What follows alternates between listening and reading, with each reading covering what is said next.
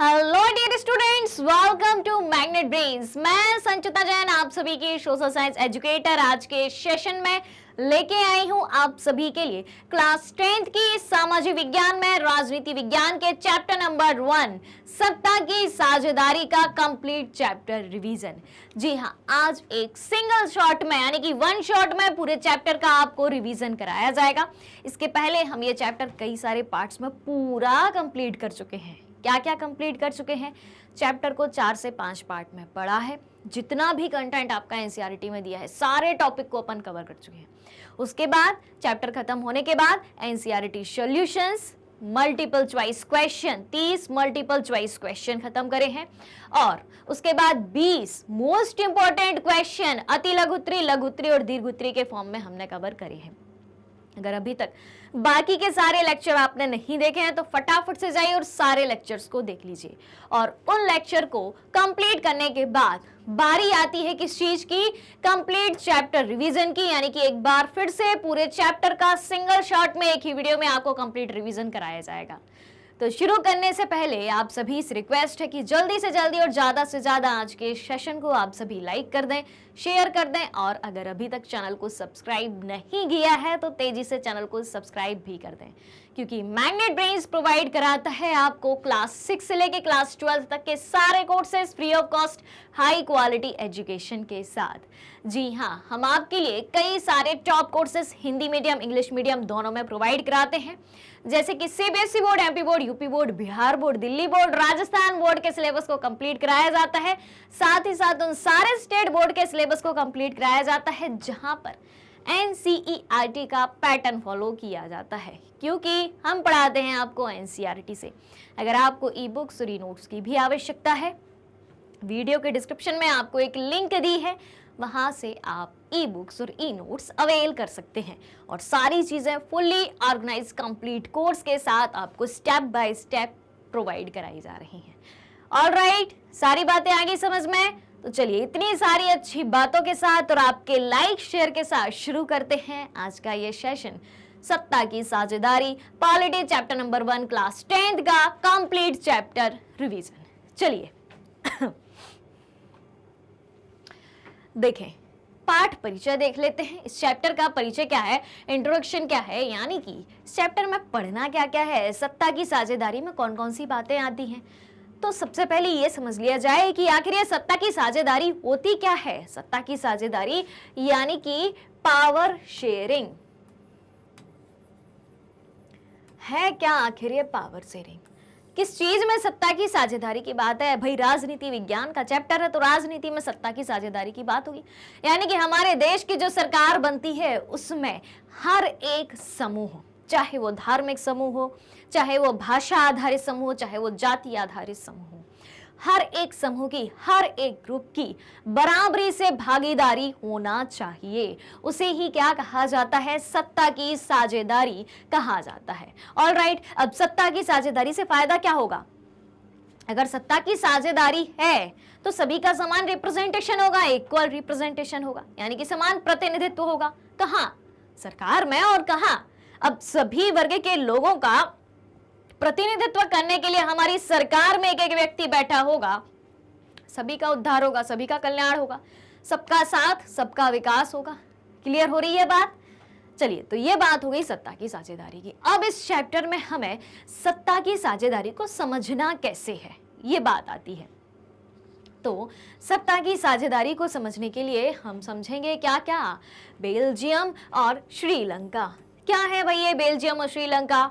है एक देशों के नाम है भाई, ठीक है। जैसे बेल्जियम यूरोपीय देश है, श्रीलंका कौन सा देश है? दक्षिण एशियाई देश है, ठीक है। ये किस महाद्वीप में है? बेल्जियम कहाँ है भाई? यूरोप महाद्वीप में है। श्रीलंका किस महाद्वीप में है? एशिया महाद्वीप में है। Alright, clear. अब श्रीलंका में बहुसंख्यकवाद क्या है? ये बहुसंख्यकवाद क्या होता है? अब बेल्जियम और श्रीलंका के बारे में हमें जानना है। तो ये श्रीलंका में बहुसंख्यकवाद है क्या? बहुसंख्यकवाद यानी कि वे लोग जो संख्या में ज्यादा हो, बहुसंख्यक, बहुत संख्या में, ठीक है। जिस कम्युनिटी की संख्या ज्यादा हो वो कौन सी कम्युनिटी कहलाएगी? मेजॉरिटी। और जो कम हो वो माइनॉरिटी यानी कि अल्पसंख्यक। अब श्रीलंका में बहुसंख्यकवाद था, यानी कि बहुत सारे लोग जो थे उनका ही प्रतिनिधित्व था, उनका ही अधिकार हुआ करता था। फिर हम जानेंगे बेल्जियम की समझदारी के बारे में। अब बेल्जियम की समझदारी कैसे, यानी कि बेल्जियम में टकराव ना हो, झगड़ा ना हो, मतभेद ना हो, इन सब चीजों को रोकने के लिए बेल्जियम की सरकार ने समझदारी भरा रवैया अपनाया और देश में सत्ता का बंटवारा सभी समूहों में कर दिया। ठीक है, तो बेल्जियम क्या हुआ, बेल्जियम एकता में बधा रहा और श्रीलंका बिखर गया। ठीक, अब फिर उसके बाद जानेंगे कि सत्ता की साझेदारी आखिर जरूरी क्यों है, क्या आवश्यकता है सत्ता की साझेदारी की। ऑलराइट, फिर एक हम कहानी सुनेंगे। किसकी कहानी, खलील की कहानी। खलील नाम का एक बच्चा रहता है, उसके मम्मी पापा जो है अलग अलग कम्युनिटी के रहते हैं।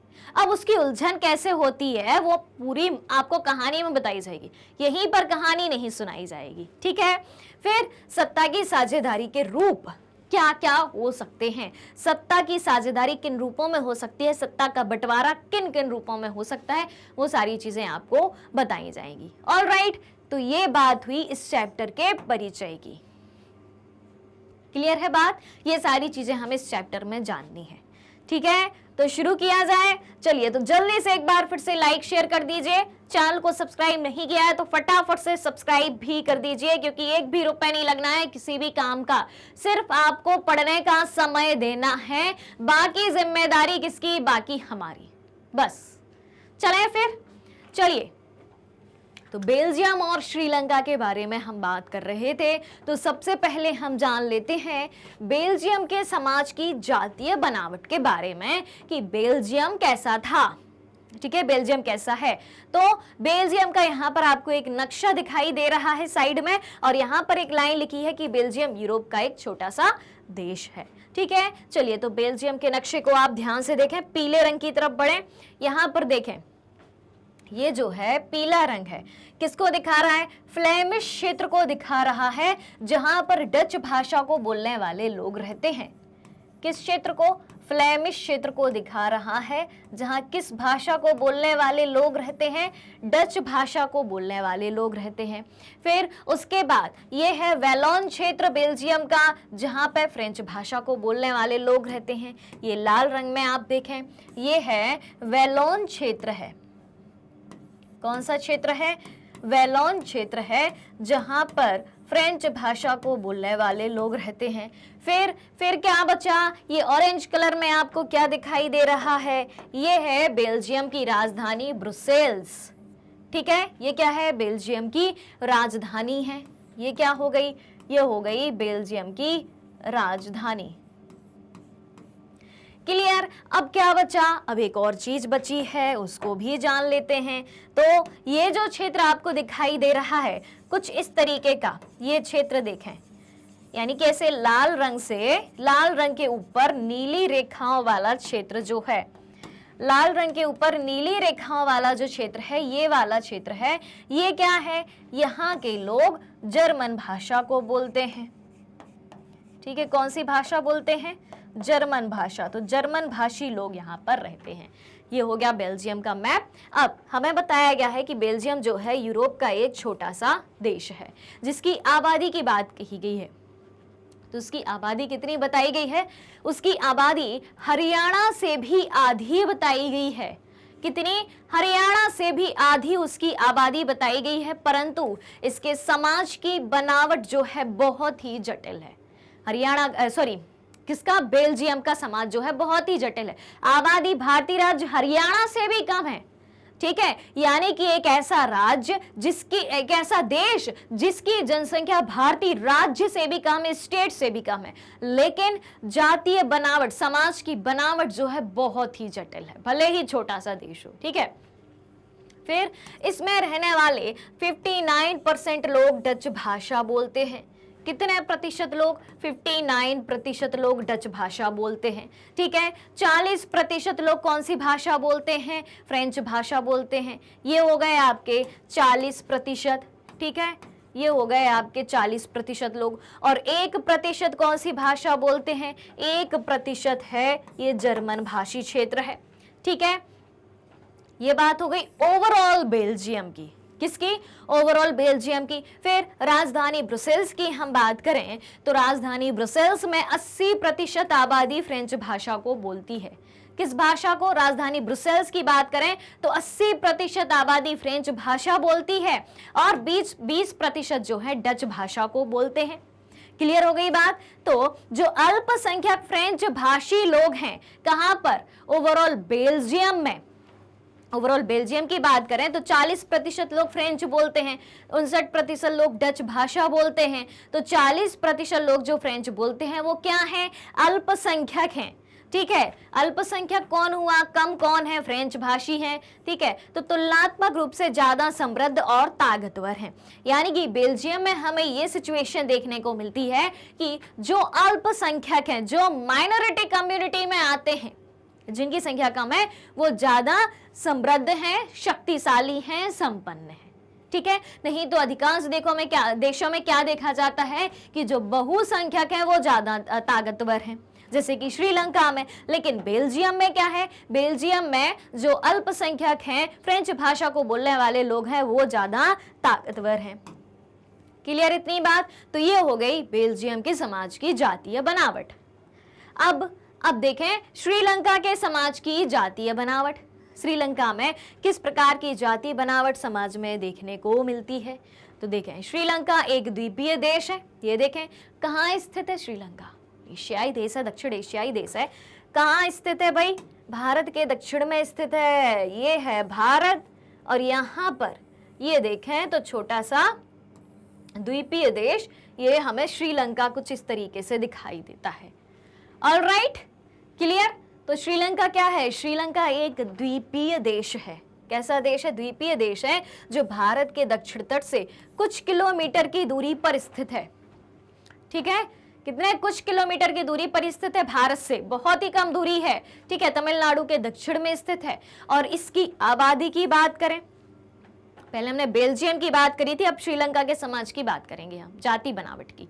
ठीक, तो इसकी आबादी, श्रीलंका की आबादी कितनी है? 2 करोड़, यानी कि हरियाणा के बराबर है। वो हरियाणा से आधी आबादी थी बेल्जियम में, श्रीलंका की हरियाणा के बराबर है। ठीक है, और बेल्जियम की भांति यहाँ भी कई जातीय समूहों के लोग रहते हैं। जैसे बेल्जियम में डच और फ्रेंच और जर्मन भाषा को बोलने वाले लोग रहते थे, तो ठीक इसी प्रकार से श्रीलंका में भी कई भाषाओं को बोलने वाले लोग रहते हैं, कई जाति समूहों के लोग रहते हैं। ठीक है, अब देखें कि किन किन जाति समूहों के लोग रहते हैं। सबसे पहले तो आप देखें, ये मैप हमें दिखाई दे रहा है, किस देश का दिखाई दे रहा है भाई? श्रीलंका का। तो भाई मेरे साथ मैप बनाओ, जल्दी से पेन पेपर निकालो तेजी से। और हाँ भाई, क्लास में सबको पेन कॉपी लेके ही बैठना है। ठीक है, जो भी बात आपको बताई जाती है फटाफट से नोट कर लेना है, बाकी स्लाइड्स तो आपके पास हैं ही। ठीक है, और जहां आपको लगे कि हाँ भाई स्लाइड का हमें स्क्रीनशॉट लेना है तो वो भी ले लेना है। ठीक है, तो जल्दी से मैप बनाने की प्रैक्टिस करना है मेरे साथ। जल्दी से पेपर पेंसिल पेन जल्दी निकालो भाई, तेजी से। जितने भी मैप आपको बताए जाएं, हर एक मैप को बनाना आपको आना ही चाहिए। चलिए, ये बन गया ऑलमोस्ट अपना श्रीलंका। क्या बन गया?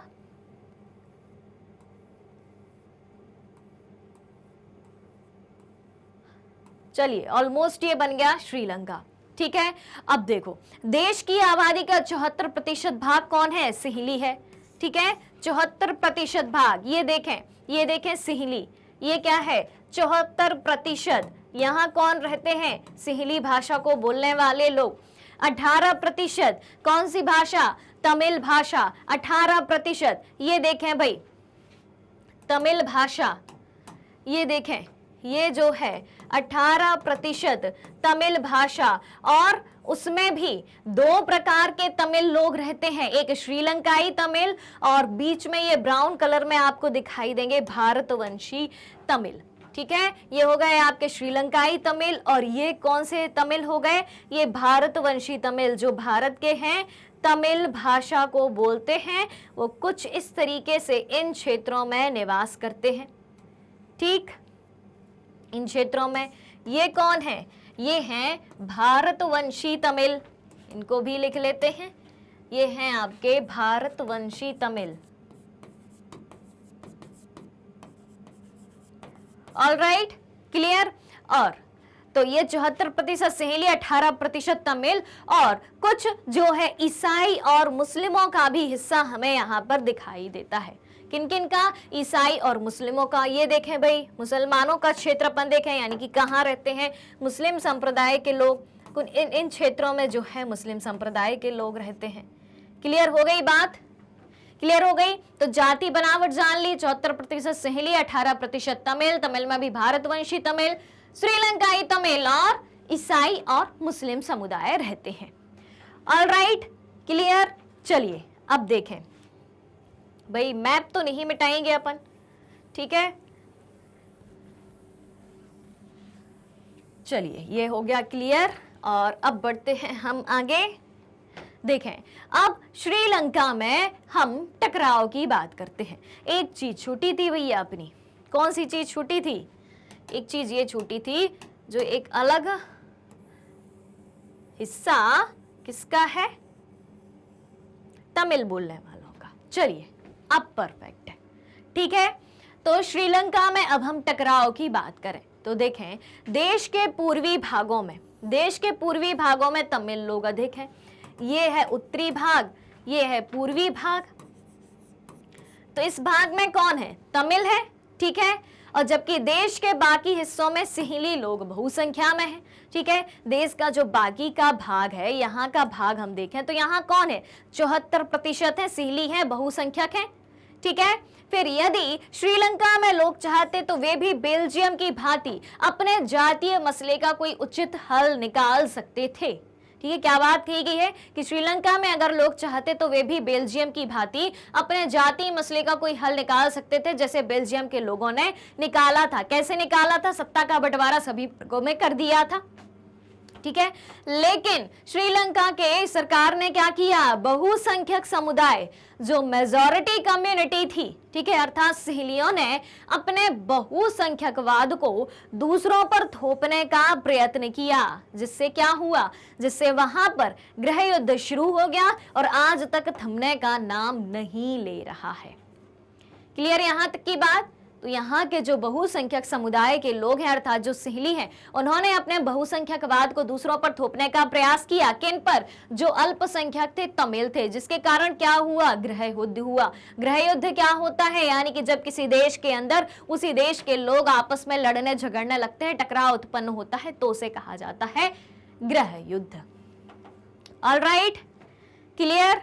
चलिए अब देखें, अब क्या देखें? गृह युद्ध क्या होता है देख लेते हैं भाई एक बार अच्छे से।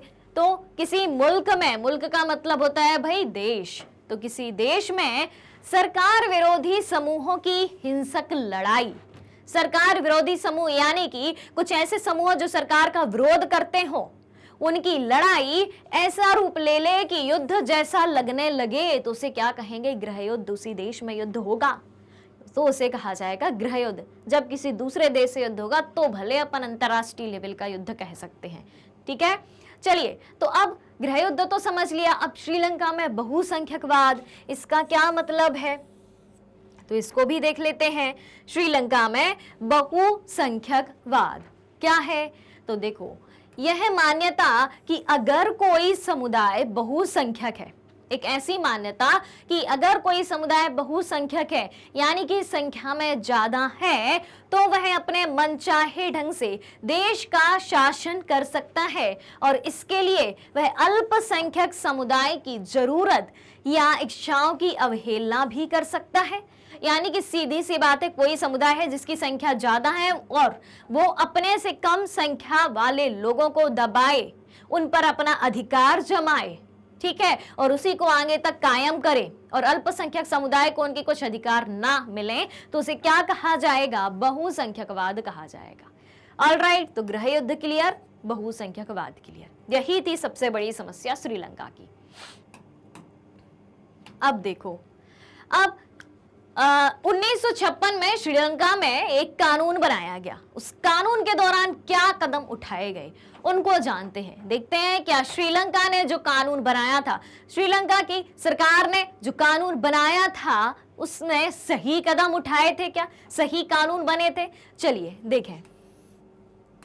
1956 में एक कानून पास किया गया सिहली समुदाय की सर्वोच्चता स्थापित करने हेतु। भाई पहले ही पॉइंट से समझ में आ गया कि देश के नागरिकों के हितों में कानून नहीं था, सिर्फ और सिर्फ कुछ नागरिकों के हितों में था।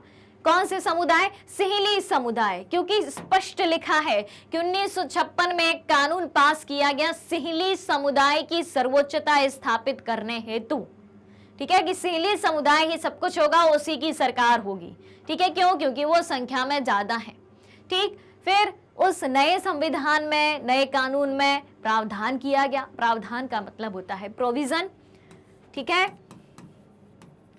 प्रोविजन यानी कि एक ऐसा नियम बनाया गया, आसान सी भाषा में कहें तो नए संविधान में ये प्रोविजन लाया गया कि सरकार बौद्ध मठ को संरक्षण देगी और बढ़ावा देगी। बौद्ध मठ को क्यों? क्योंकि सिहली भाषा को बोलने वाले लोग बौद्ध धर्म को मानते थे, तो सरकार ने कहा कि हम बौद्ध धर्म को संरक्षण देंगे, उसी को बढ़ावा देंगे। ठीक, फिर सिहलियों को विश्वविद्यालयों और सरकारी नौकरियों में प्राथमिकता दी गई।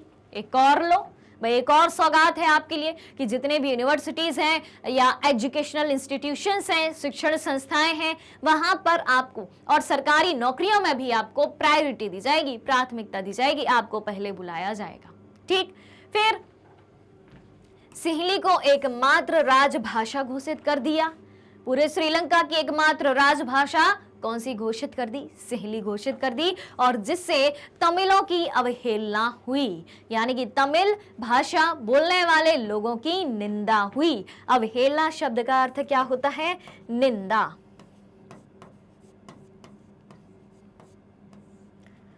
क्लियर? चलिए अब देखें, अब जब इसी तरीके की भाषाई विविधता है, यानी कि एक ही देश में कई सारी भाषा को बोलने वाले लोग रहते हैं, यानी कि वहां पर भाषाई विविधता को क्या कहेंगे? Linguistic diversity. ठीक है, तो ऐसी भाषाई विविधता कई बार सांस्कृतिक और राजनीतिक झगड़े का कारण बन जाती है। बिल्कुल, जैसा कि श्रीलंका में स्पष्ट तरीके से दिखाई दे रहा है। कैसे? क्योंकि सिहली भाषा बोलने वाले लोगों को ही प्रायोरिटी दी गई, हर जगह उसी की सर्वोच्चता स्थापित करी गई। ठीक है, उन्हीं के धर्म को माना गया। तो अब भाई सांस्कृतिक और राजनीतिक झगड़े तो होंगे ही कि भाई दूसरे भाषा बोलने वाले लोगों की संस्कृति, उनका धर्म, उनका मान, उनका सम्मान, उनके अधिकार कहाँ गए। क्लियर? तो बहुत बाद में जाकर आर्थिक विकास और शिक्षा का लाभ पाने वाले डच भाषी लोगों को इस स्थिति से नाराजगी थी। ठीक है, क्लियर हो गई बात। और इसके चलते 1950 से 60 के दशक में फ्रेंच और डच बोलने वाले समूहों के बीच तनाव बढ़ने लगा। ठीक है, और डच भाषी लोग देश में बहुमत में थे, परंतु राजधानी ब्रुसेल्स में अल्पमत में थे। यानी कि बेल्जियम के जो लोग थे, फ्रेंच और डच भाषा को बोलने वाले, उनके बीच भी तनाव उत्पन्न होने लगा था। लेकिन बेल्जियम ने क्या किया था? बेल्जियम ने बहुत ही समझदारी भरा काम किया था। परंतु अब ध्यान से सुनिएगा, परंतु बेल्जियम के लोगों ने एक नवीन प्रकार की शासन पद्धति अपनाई और सांस्कृतिक विविधताओं एवं क्षेत्रीय अंतरों से होने वाले आपसी मतभेदों को इन्होंने दूर कर लिया। ठीक है, बेल्जियम में भी ऐसी ही कुछ सिचुएशन उत्पन्न होने वाली थी कि झगड़ा होता, उसके पहले ही बेल्जियम की सरकार ने क्या किया? किस तरीके की राजनीतिक और सांस्कृतिक रूप से लोग परेशान ना हो, सबकी संस्कृति बनी रहे, सबका सम्मान बना रहे, सबके अधिकार बने रहे। तो इस तरीके की विविधताओं से जो अंतर उत्पन्न हो रहे थे, उनको दूर करने के प्रयास करे ताकि मतभेद ना हो पाए।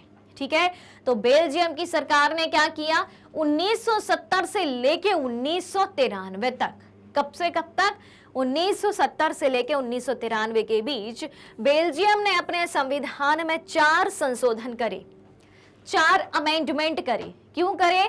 सिर्फ इसीलिए किए ताकि देश में किसी को बेगानेपन का एहसास ना हो पाए, कि उस देश में जो लोग रह रहे हैं, अगर किसी एक कम्युनिटी को हमने अधिकार दे दिए, ठीक है, और दूसरी कम्युनिटी को नहीं दिए, तो वो कम्युनिटी, वो समुदाय खुद को बेगाना समझेगा। बेगाना यानी कि एकदम अलग थलग समझेगा।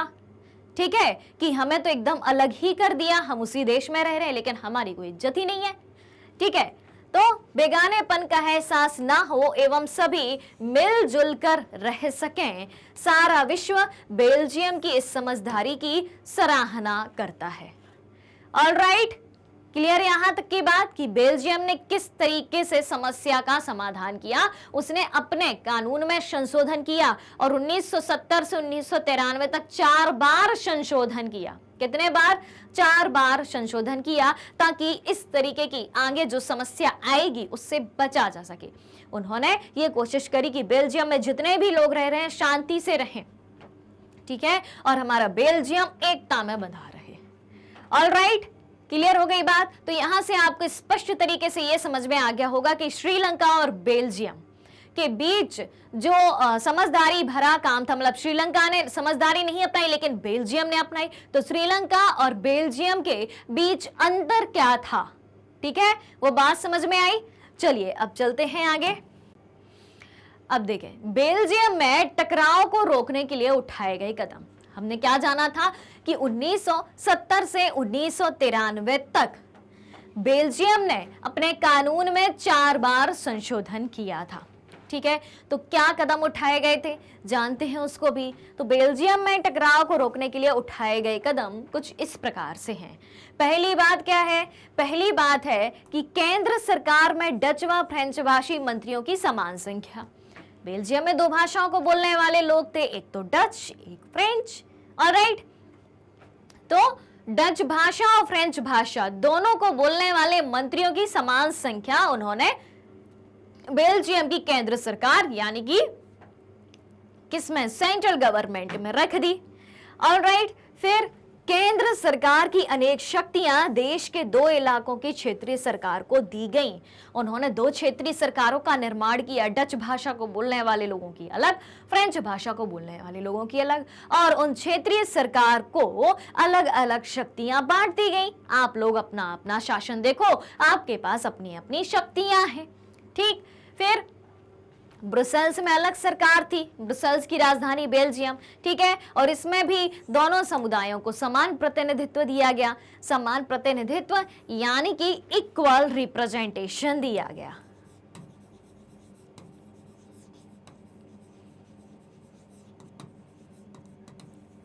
क्लियर? अब क्या बात आती है, सामुदायिक सरकार का निर्माण। क्या है? सामुदायिक सरकार का निर्माण कैसे किया गया उसको भी देख लेते हैं। तो इनका चुनाव संबंधित भाषा के लोगों के द्वारा होता है। सामुदायिक सरकार का निर्माण किया किसने? बेल्जियम ने। ये बात याद रखना, क्योंकि आपसे क्वेश्चन पूछा जा सकता है कि किसी एक ऐसे देश का उदाहरण बताइए जहां पर सामुदायिक सरकार है, तो आप क्या बता देंगे? आप बता देंगे बेल्जियम। क्लियर? तो अब सामुदायिक सरकार का निर्माण कैसे किया, क्या होती है सामुदायिक सरकार? तो इनका चुनाव संबंधित भाषा के लोगों द्वारा होता है। अब वहां पर 2 भाषा को बोलने वाले लोग थे, डच और फ्रेंच। तो डच भाषा को बोलने वाले लोग अपने नेता चुन लेंगे, फ्रेंच भाषा को बोलने वाले लोग अपने नेता चुन लेंगे। खत्म बात है कि नहीं? इस सरकार के पास सांस्कृतिक, शैक्षिक और भाषा संबंधी शक्तियां थी। डच भाषा और फ्रेंच भाषा को बोलने वाले लोगों की सरकार के पास अपनी अपनी सांस्कृतिक, शैक्षिक तथा भाषा संबंधी शक्तियां थीं। ऑलराइट, क्लियर है बात? तो बेल्जियम में टकराव को रोकने के लिए ये जो 4 संशोधन करे गए थे, ये जो कदम उठाए गए थे, वो इस तरीके से हैं।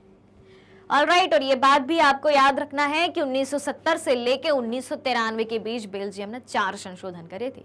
ये सवाल पूछा जाता है। ठीक, चलिए अब देखो, अब सत्ता की साझेदारी आखिर होती क्या है, इसको भी हम साथ में लगे हाथ जान लेते हैं। सत्ता की साझेदारी, ठीक, चलिए तो ध्यान से सुनिएगा। सीधा पूछा जा सकता है कि सत्ता की साझेदारी बताइए, यही है परिभाषा, यही डेफिनेशन है।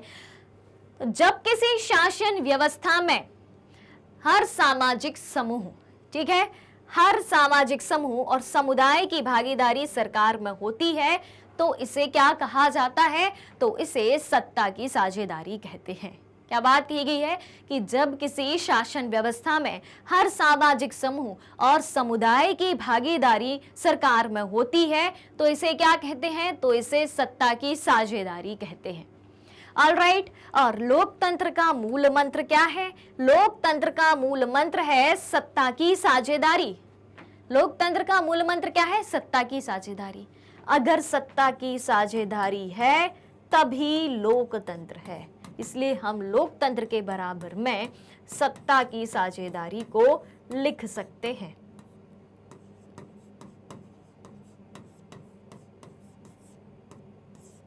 क्लियर? तो लोकतंत्र का मूल मंत्र क्या है? सत्ता की साझेदारी। और किसी भी लोकतांत्रिक सरकार में हर नागरिक का हिस्सा होता है। बिल्कुल, क्योंकि लोकतंत्र क्या कहता है? लोकतंत्र कहता है जनता का जनता के लिए जनता द्वारा किया गया शासन। और जो शासन है, जो सरकार है, जो सरकार की कुर्सी पर बैठा नेता है, वो किसके द्वारा चुना गया है? वो जनता के द्वारा चुना गया, लोगों के द्वारा चुना गया है। ठीक है, उस देश के नागरिकों के द्वारा चुना गया है। इसलिए यहां पर कहा गया है कि किसी भी लोकतांत्रिक सरकार में हर नागरिक का हिस्सा होता है। और यह हिस्सा किसके द्वारा संभव हो पाता है? यह हिस्सा भागीदारी के द्वारा ही संभव हो पाता है। और इस प्रकार की शासन व्यवस्था में, ठीक है, किस प्रकार की? जिसमें लोकतंत्र हो, जिसमें सत्ता की साझेदारी हो, तो इस प्रकार की शासन व्यवस्था में नागरिकों को इस बात का अधिकार होता है कि शासन के तरीकों के बारे में उन नागरिकों से भी सलाह ली जाए। बात आ रही है समझ में? क्लियर हो गई बात? क्यों नागरिकों से क्यों सलाह ली जाए? क्योंकि नागरिक ने आपको चुना है। नागरिक आपको वोट नहीं डालते तो कैसे चुने जाते आप? आपकी बिल्कुल जिम्मेदारी है कि जनता किस प्रकार का शासन चाहती है, जनता की जरूरतें क्या है, जनता को किन योजनाओं की जरूरत है, जनता के हित में कौन सी पॉलिसीज या नीतियां बनाई जाएं। ऑलराइट, यहां तक की बात क्लियर? यहां तक कोई डाउट, कोई समस्या? ऑलराइट, चलिए फिर अब हमसे पूछा गया है कि सत्ता की साझेदारी क्यों जरूरी है, तो देख लेते हैं भाई सत्ता की साझेदारी क्यों जरूरी है। इसके संबंध में दो प्रकार के तर्क यहाँ पर हमें दिए गए हैं। कौन कौन से? एक तो दिया गया है युक्तिपरक तर्क, ठीक है, वो दिया गया है हानि या लाभ के परिणामों पर आधारित है। क्या है, बात कर लेते हैं उसके बारे में भी। तो देखें, विभिन्न सामाजिक समूहों के बीच टकराव का अंदेशा कम करने के लिए अगर सत्ता की साझेदारी है तो जो उस देश के जितने भी सोशल ग्रुप है, सामाजिक समूह हैं, वो किसी भी आधार पर हो, धार्मिक आधार पर, भाषाई आधार पर, जातीय आधार पर, उनके बीच टकराव का जो शक है या टकराव का जो अंदेशा है, ठीक है, वो कम होगा। मतलब टकराव की पॉसिबिलिटी बिल्कुल भी नहीं होगी उनके बीच में। एक बात। ऑलराइट, तो विभिन्न सामाजिक समूहों के बीच में टकराव का अंदेशा कम होता है। फिर दूसरी बात क्या है? ये राजनीतिक व्यवस्था के स्थायित्व के लिए अच्छा है। किसके लिए? राजनीतिक व्यवस्था के स्थायित्व के लिए अच्छा है। क्या? सत्ता की साझेदारी, ताकि सरकार हमारी बार बार ना बदले। अगर सत्ता की साझेदारी नहीं है, ध्यान से सुनिएगा, अगर सत्ता की साझेदारी नहीं है तो राजनीतिक अस्थिरता बनी रहेगी। कैसे?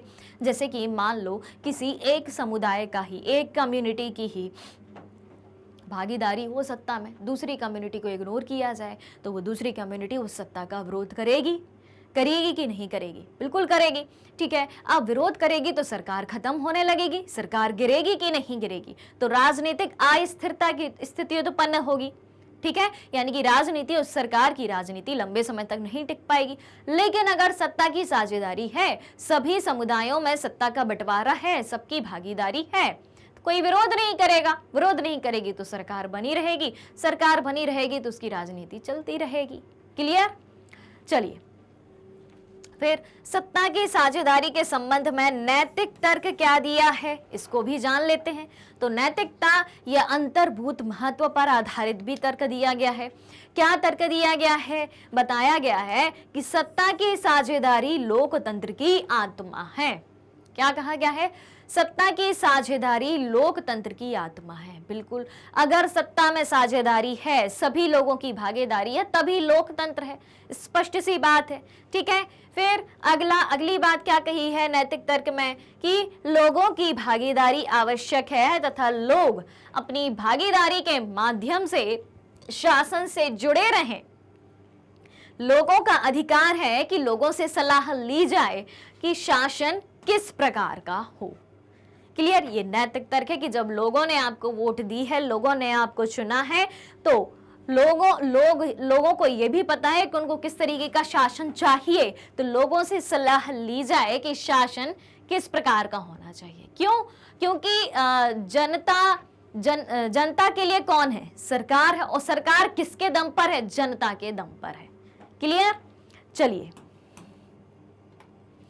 फिर सत्ता की साझेदारी क्यों जरूरी है? Why power sharing is desirable. ठीक है, तो सत्ता की साझेदारी की आवश्यकता को हम समझते हैं। देखें तो क्यों है आवश्यकता पावर शेयरिंग की? तो समाज में सौहार्द, सौहार्द का मतलब क्या होता है भाई? बड़ा सा शब्द आ गया। सौहार्द का मतलब होता है भाई खुशी। ठीक है, खुशी या आनंद। ठीक है, तो समाज में सौहार्द यानी कि खुशी या आनंद और शांति बनाए रखने के लिए सत्ता की साझेदारी जरूरी है। अगर श्रीलंका जैसा हाल हुआ होता क्योंकि सत्ता की साझेदारी नहीं थी, तो क्या वहां शांति थी? नहीं थी। खुशी थी? नहीं थी। ठीक है, तो समाज में शांति बनाए रखने के लिए, खुशी बनाए रखने के लिए सत्ता की साझेदारी जरूरी है। इससे क्या होगा? इससे विभिन्न सामाजिक समूहों में टकराव को कम करने में मदद मिलती है।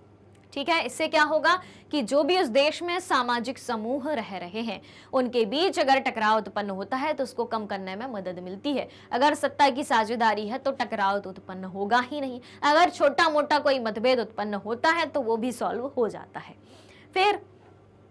फिर क्या है कि किसी भी समाज में बहुसंख्यक के आतंक का खतरा बना रहता है। ठीक है, बिल्कुल बना रहता है। अगर किसी समाज में बहुसंख्यक समुदाय है, यानी कि जिनकी संख्या ज्यादा है, तो अगर सत्ता की साझेदारी नहीं है तो जो बहुत सारे लोग हैं, संख्या में ज्यादा हैं, वो अपना आतंक बना के रखते हैं, डर बना के रखते हैं, खौफ बना के रखते हैं, उनका खतरा रहता है। और बहुसंख्यक का आतंक यानी कि मेजॉरिटी का आतंक जो है, ना केवल अल्पसंख्यक समूह को तबाह करता है बल्कि स्वयं को भी तबाह करता है। ये लाइन बहुत बढ़िया कही गई है, इस पे ध्यान देना आप।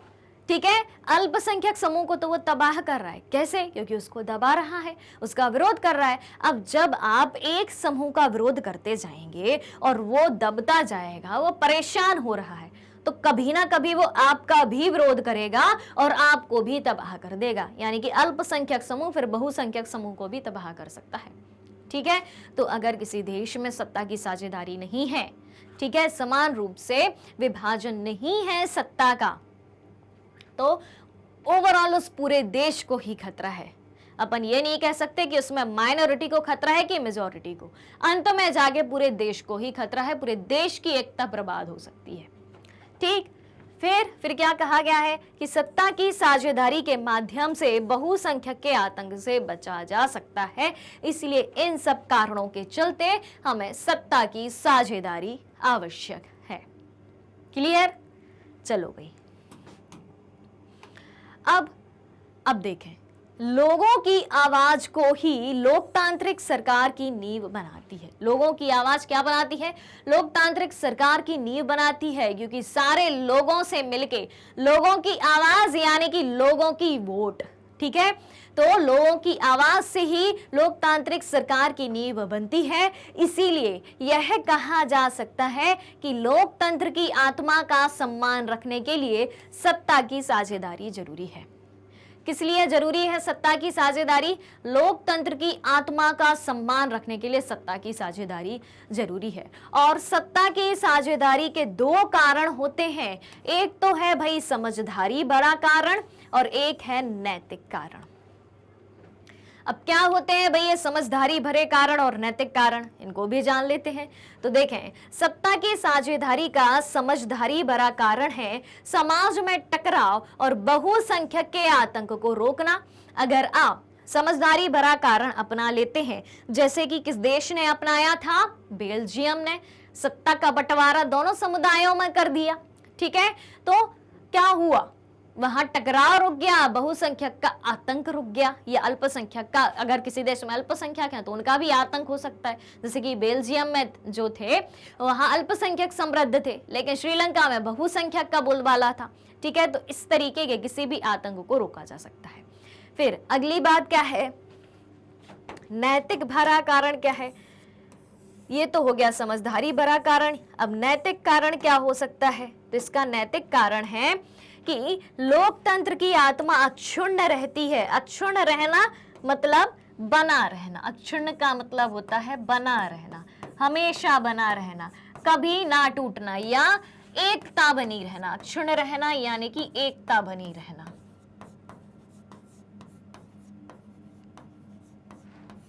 क्लियर? तो सत्ता की साझेदारी के आपसे दो कारण पूछे जा सकते हैं। आप बता सकते हैं कि एक होता है समझदारी भरा कारण और एक होता है नैतिक कारण। ठीक, चलिए अब क्या जानना है? अब भारत में सत्ता की साझेदारी। भारत में सत्ता की साझेदारी का स्वरूप हमें किस तरीके का दिखाई देता है?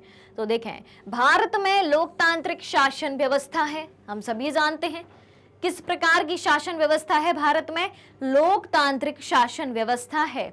यहाँ के नागरिक सीधे मताधिकार के माध्यम से अपने प्रतिनिधि को चुनते हैं। लोकतांत्रिक शासन यानी कि लोगों का शासन, लोगों का, लोगों के लिए, लोगों द्वारा किया गया शासन। यहाँ के नागरिक अपने मताधिकार के माध्यम से, वोट के माध्यम से अपने नेता को चुनते हैं। ठीक है, और लोगों द्वारा चुने गए प्रतिनिधि एक सरकार को चुनते हैं। जो लोगों द्वारा चुने गए प्रतिनिधि हैं वो किसको चुनते हैं? अपनी एक सरकार को चुनते हैं। जिस सरकार को बहुमत मिलता है, जिसको ज्यादा वोट मिलते हैं, उसकी सरकार बन जाती है। और इस तरह से एक चुनी हुई सरकार रोजमर्रा का शासन चलाती है। जो सरकार बन गई, बैठ गई शासन में, तो वो हर दिन का शासन चलाएगी। ठीक है, और नए नियम बनाती है, नियमों और कानूनों में संशोधन भी करती है। अगर उस सरकार को लगता है कि कुछ नए नियम बनाए जाने चाहिए तो नए नियम भी बनाती है, और अगर जो पुराने नियम है उसमें कुछ सुधार की आवश्यकता पड़ती है। अब सुधार क्यों? जैसे मान लो कोई ऐसी परिस्थिति आ गई कि उस परिस्थिति के मुताबिक अगर हमें कुछ संशोधन करना पड़ा, कहीं कुछ गलती है, त्रुटि है, तो सुधार भी किया जा सकता है। ठीक है, क्यों? क्योंकि भारत का संविधान कठोर और लचीले का मिश्रण है। ठीक है, कुछ नियम ऐसे हैं कि जिनको बदला ही नहीं जा सकता, इसलिए कठोर संविधान है, और लचीला इसलिए क्योंकि कुछ नियमों को आसानी से बदला भी जा सकता है। तो नए नियम बनाती भी है सरकार और नए नियम और कानूनों को जोड़ती भी है। समझ में आ गई बात? अब क्या है? किसी भी लोकतंत्र में हर प्रकार की राजनीतिक शक्ति का स्रोत प्रजा होती है। ठीक है, किसी भी प्रकार का लोकतंत्र हो तो हर प्रकार की राजनीतिक शक्ति का स्रोत कौन होगा? उस देश की प्रजा, उस देश की जनता। ठीक है, और यही जो है लोकतंत्र का एक मूलभूत सिद्धांत भी माना जाता है। फिर ऐसी शासन व्यवस्था में लोग स्वराज की संस्थाओं के माध्यम से अपने आप पर शासन करते हैं। स्वराज की संस्था, हमारा खुद का राज। हमारा खुद का राज कैसे? भैया हमारा ही राज है। कैसे? वोट किसने दिए हैं? हमने। ठीक है, नेता किसने बनाया है आपको? हमने। राज किसका है? हमारा। आप किसके लिए काम कर रहे हैं? नेताजी किसके लिए काम कर रहे हैं? जनता के लिए काम कर रहे हैं। तो राज किसका हुआ? स्वराज हुआ, हमारा राज हुआ, जनता का राज हुआ। ऑलराइट, तो भारत में सत्ता की साझेदारी समझ में आई सभी को? जल्दी कमेंट करके बताएं। यहां तक किसी को कोई डाउट, कोई समस्या, कोई सवाल, कोई क्वेश्चन? नहीं तो बढ़ा जाए आगे। क्या कहते हो? बढ़ा जाए? चलो चलिए, अब क्या बात है कि एक समुचित लोकतांत्रिक सरकार में समाज के विविध समूहों और मतों को उचित सम्मान दिया जाता है। एक समुचित लोकतांत्रिक सरकार में, अगर किसी देश में लोकतांत्रिक सरकार है यानी कि जनता के द्वारा चुनी गई सरकार है, तो समाज के विविध समूहों, जितने भी अलग अलग समूह हैं, किसी भी आधार पर हो, जैसे भारत में तो कई सारे धर्म, जाति, भाषा को बोलने वाले लोग रहते हैं, ठीक है, सभी के मतों को उचित सम्मान दिया जाता है। सबके वोट की एक वैल्यू होती है, 1 पर्सन 1 वोट 1 वैल्यू। है ऐसा कि नहीं है? बिल्कुल है।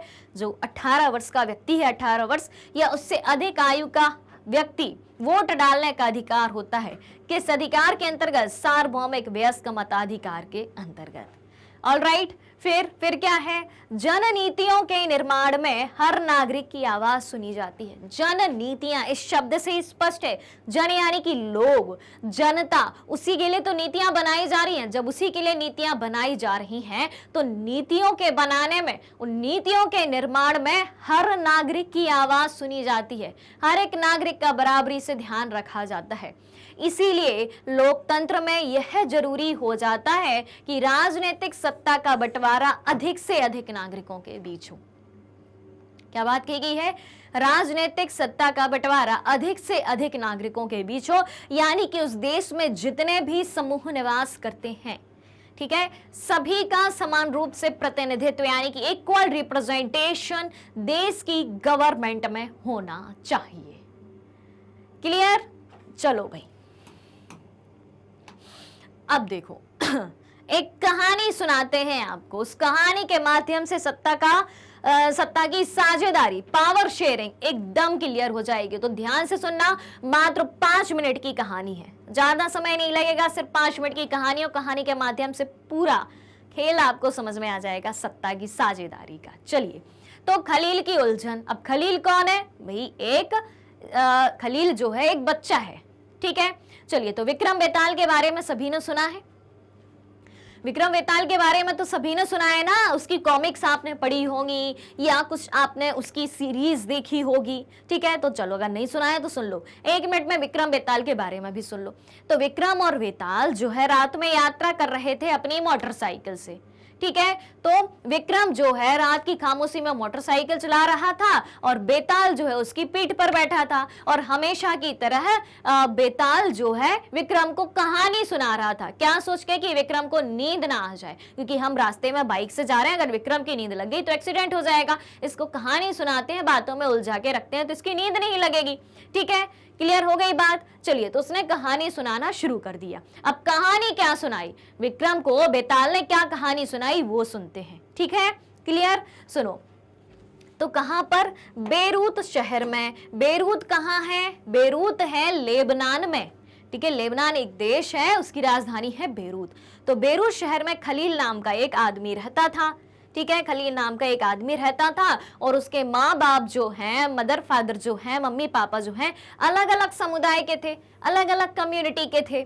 जैसे कि उसके पिता जो थे ऑर्थोडॉक्स ईसाई थे और माँ क्या थी? माँ सुन्नी मुसलमान थी, यानी कि एक क्रिश्चियन और एक मुस्लिम।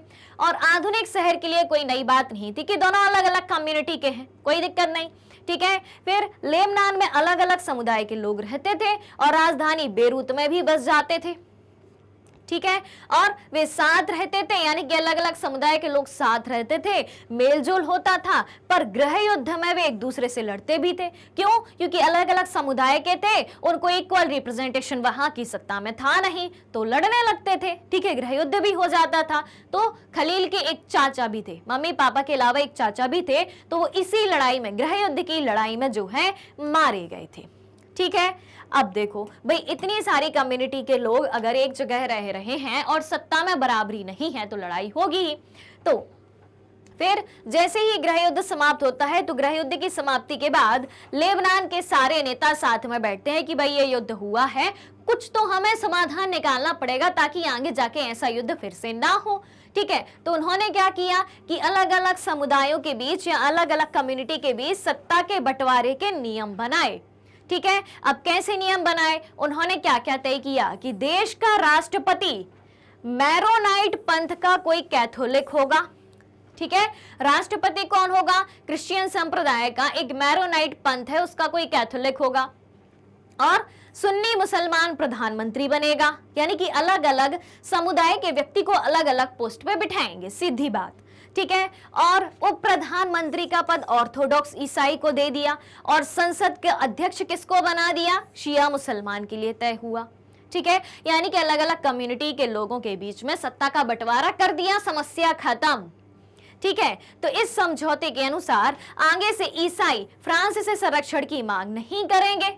ठीक है, ईसाई क्या करते थे, जब लेबनान में गृह युद्ध होता था तो ईसाई जो है फ्रांस से संरक्षण मांगते थे और मुसलमान जो है पड़ोसी देश सीरिया से संरक्षण मांगते थे जब वहां पर गृह युद्ध होता था। ठीक है, तो अब क्या हुआ, जब सबको बराबरी से सत्ता में हिस्सा दिया गया तो यह भी तय किया गया कि अब ना तो ईसाई और ना मुस्लिम किसी दूसरे देश से संरक्षण मांगेंगे।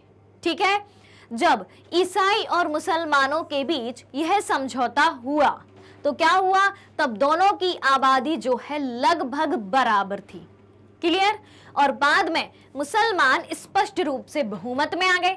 पहले क्या था कि दोनों की, जब यह समझौता हुआ तब तो दोनों समुदाय बराबर थे, लेकिन समझौते के कुछ समय बाद मुसलमानों की संख्या बढ़ गई, मेजॉरिटी में आ गए, बहुमत में आ गए, पर दोनों पक्ष अभी भी उस समझौते का आदर करते हुए उसे मान रहे हैं, क्योंकि सभी कम्युनिटी के लिए, चाहे कोई बहुमत में हो चाहे कोई अल्पमत में हो, सभी के लिए बराबरी से सत्ता में साझेदारी दी गई है। ठीक है, तो लड़ाई खत्म। बात आ गई समझ में कि सत्ता में जब साझेदारी नहीं थी तो लड़ाइयां थी क्रिश्चियन और मुसलमान के बीच लेबनान में। ठीक है, लेकिन जब भागीदारी दे दी गई तो लड़ाई खत्म। अब खलील को इस समझौते में गड़बड़ी सी लगती है। वह राजनीतिक महत्वाकांक्षा वाला लोकप्रिय व्यक्ति है, लेकिन मौजूदा व्यवस्था के रहते सबसे बड़े पद पर नहीं पहुंच सका। क्यों? क्योंकि राष्ट्रपति का पद किसके लिए रखा था, मैरोनाइट पंथ के कैथोलिक व्यक्ति के लिए रखा था। ठीक है, और वह ना तो मां के धर्म को मानता था ना पिता के। ठीक है, अब खलील जो है ना मुसलमान को मानता था ना क्रिश्चियन को मानता था। ठीक है, असल में वह चाहता ही नहीं था कि किसी भी धर्म से जोड़कर उसको पहचाना जाए। ठीक है, वो नहीं चाहता था कि उसे किसी धर्म से जोड़कर पहचाना जाए। उसे ये समझ में नहीं आता कि लेबनान भी अन्य सामान्य लोकतंत्रों की तरह क्यों नहीं चलता, धार्मिक आधारों पर क्यों चलता है। ठीक है, उसका कहना है, क्या कहना था उसका, कि सिर्फ चुनाव कराइए, हर किसी को चुनाव लड़ने की आजादी दीजिए। ठीक है, और जिसे सबसे ज्यादा वोट मिले वह राष्ट्रपति बन जाए। क्लियर हो रही है बात? तो उसे क्या लगता था, उसे ये लगता था कि भाई धर्म के आधार पर राजनीति को मत बांटो। उसको ये लगा कि चुनाव लड़ने की आजादी सबको दी जाए और जिसको सबसे ज्यादा वोट मिले, ठीक है, वह राष्ट्रपति बन जाए, भले ही वह किसी भी समुदाय का हो, चाहे वो ऑर्थोडॉक्स क्रिश्चियन हो, कैथोलिक क्रिश्चियन हो, सुन्नी मुसलमान हो, शिया मुसलमान हो। ठीक, लेकिन उसके जिन बड़े बुजुर्गों ने गृह युद्ध देखा, उनका कहना है कि मौजूदा व्यवस्था ही शांति की सबसे अच्छी गारंटी है, क्योंकि यहाँ पर ऐसे समुदाय रहते हैं कि हमें उन्हीं के बीच सत्ता का बंटवारा करना होगा। अगर मान लो किसी को मेजॉरिटी के साथ वोट मिल जाते हैं और दूसरा समुदाय उसे पसंद नहीं करता है तो गृह युद्ध बनेगा। तो यानी कि जैसा देश रहता है उसके अनुसार वहां पर शासन स्थापित करना होता है। ऑल राइट, तो ये कहानी थी आपकी खलील की उलझन की। फिर कहानी अभी खत्म हुई नहीं थी कि विक्रम बेताल कहाँ पहुंच गए। भाई विक्रम को बेताल कहानी सुना रहा है, वो टीवी टावर के पास पहुंच गए, वे यहाँ रुक भी सकते थे। तो बेताल ने जल्दी से कहानी खत्म की और विक्रम से पूछा, क्या सवाल पूछा कि अगर आपको लेबनान का कानून फिर से लिखने का अधिकार दिया जाए तो आप क्या करते? क्या आप पुरानी व्यवस्था चलने देते या फिर नए तरीके से चुनाव कराते? बेताल विक्रम अपने बीच हुए समझौतों के दोहराना नहीं भूला। ठीक है, और अगर आपके दिमाग में जवाब स्पष्ट है और आप फिर भी नहीं बताते तो आपकी मोटरसाइकिल जाम हो जाएगी। बेताल ने विक्रम से क्या कहा कि मैंने जो सवाल पूछा है उसका जवाब आपको देना होगा, और अगर आपने जवाब नहीं दिया तो आपकी मोटरसाइकिल जाम हो जाएगी, आपको जवाब देना पड़ेगा। क्या आप बेचारे विक्रम को बेताल के सवाल का जवाब देने में मदद कर सकते हैं? तो बताइए, आपके अनुसार किस प्रकार की शासन व्यवस्था लेबनान में होनी चाहिए थी? जल्दी से कमेंट करके बताइए, तब तक बढ़ते हैं अपन आगे। चलिए, तो अब हम जानते हैं सत्ता की साझेदारी के रूप, फॉर्म्स ऑफ पावर शेयरिंग, कि किन रूपों में सत्ता की साझेदारी होती है। तो सबसे पहला रूप है सत्ता का ऊर्ध्वाधर वितरण। क्या है? सत्ता का ऊर्ध्वाधर वितरण, ऊर्ध्वाधर यानी कि अपन ऊपर से नीचे की तरफ चलेंगे, इस फॉर्म में चलेंगे अपन, वर्टिकल फॉर्म में, ठीक है, क्लियर। अब सरकार के विभिन्न स्तरों के मध्य सत्ता का वितरण ऊर्ध्वाधर रूप में कैसे होता है, तो ये देखें, केंद्रीय सरकार, राज्य सरकार और स्थानीय सरकार, ये हो गया एक लेवल, ये हो गया दूसरा लेवल और ये हो गया आपका तीसरा लेवल, ठीक है। तो ये हो गई आपकी केंद्र सरकार, फिर उसके नीचे हो गई राज्य सरकार और उसके नीचे हो गई स्थानीय सरकार।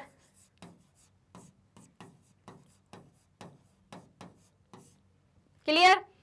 तो सरकार के विभिन्न स्तरों के मध्य सत्ता के वितरण की हम बात करें तो केंद्र स्तर, राज्य स्तर और स्थानीय निकाय। ऑलराइट, चलिए, तो अब केंद्र सरकार देश में कितनी होती है बताओ जल्दी से, एक ही होती है ना, तो ये हो गई एक केंद्र सरकार, एक ही रहेगी। अब भारत देश में कितने राज्य हैं जल्दी से कमेंट करके बताइए, भारत देश में राज्य कितने हैं, तेजी से कमेंट करके बताना है कि भारत में राज्य कितने हैं और केंद्र शासित प्रदेश कितने हैं, यानी कि स्टेट कितने हैं और यूनियन टेरिटरीज कितनी हैं, ठीक है।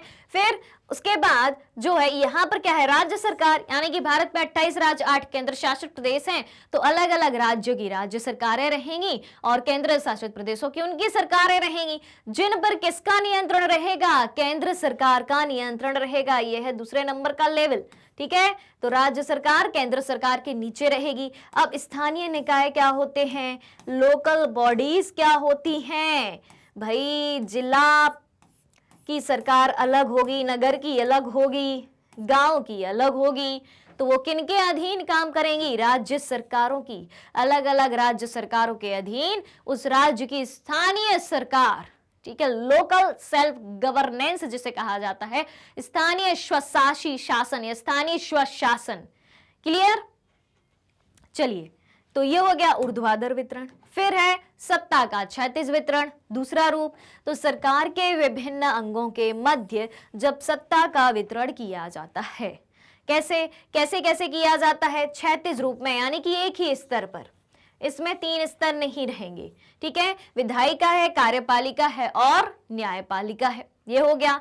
अब अगली बात क्या है कि विभिन्न सामाजिक समूहों, मसलन भाषाई और धार्मिक समूहों के बीच सत्ता का वितरण, जैसे अलग अलग सामाजिक समूह हैं, जैसे कि मसलन का मतलब होता है जैसे भाषाई और धार्मिक समूह, इनके बीच सत्ता का बंटवारा, जैसे कि बेल्जियम में सामुदायिक सरकार थी कि डच और फ्रेंच भाषा के लोगों के बीच सत्ता का बंटवारा कर दिया, ठीक।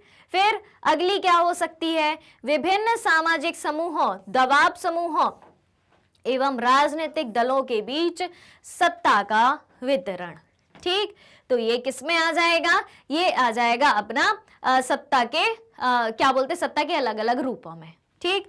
चलिए, अब इनको थोड़ा सा डिटेल में समझ लेते हैं। क्षैतिज वितरण की बात थी, तो क्षैतिज वितरण में क्या था, विधायिका थी, कार्यपालिका थी और न्यायपालिका थी। अब इनका काम क्या है, तो हम विधायिका की बात करें, विधायिका शब्द से क्या निकल के आता है, विधि, विधि का मतलब क्या होता है, कानून, ठीक है। तो विधायिका का काम क्या है, कानून का निर्माण करना, कानून बनाना किसका काम है, विधायिका का, ठीक है। फिर इसमें और क्या क्या है भाई, लोकसभा है, राज्यसभा है और राष्ट्रपति है, ये तीनों मिलकर ही कानून बनाते हैं, ठीक है। फिर दूसरा स्टेप क्या है, कार्यपालिका यानी कि एग्जीक्यूटिव बॉडी, ये क्या करेगी, विधायिका ने जो कानून बनाया है उस कानून का क्रियान्वयन यानी कि इम्प्लीमेंटेशन, ठीक है, या एग्जीक्यूशन। क्लियर। फिर तीसरी बात किसकी है, न्यायपालिका की, ठीक है। अब जिन कानून को विधायिका ने बनाया है, जिनका एग्जीक्यूशन कार्यपालिका ने किया है, उसके कानून की व्याख्या और अगर कोई कानूनी विवाद उत्पन्न होता है तो उसका निपटारा कौन करेगी, न्यायपालिका करेगी। अब न्यायपालिका में जुडिशियरी सिस्टम में क्या क्या आता है, सर्वोच्च न्यायालय यानी कि सुप्रीम कोर्ट कहाँ है, दिल्ली में। उच्च न्यायालय, हाई कोर्ट कहाँ है, अलग अलग स्टेट का, अलग अलग स्टेट में। फिर इसके हाईकोर्ट या उच्च न्यायालय के नीचे क्या रहेगा, अन्य जिला न्यायालय व सत्र न्यायालय यानी कि district court and session court.